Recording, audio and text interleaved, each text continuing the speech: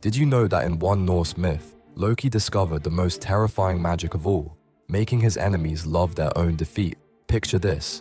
Loki finds ancient cedar magic that doesn't force gods to obey him. Instead, it makes them desperately want to serve him. The spell works by digging into their deepest shame and guilt, convincing them they deserve punishment. Suddenly, Thor and Odin are competing to build the biggest statues of Loki. They're hunting down rebels with smiles on their faces, using all their godly knowledge to help Loki win. Here's the scary part.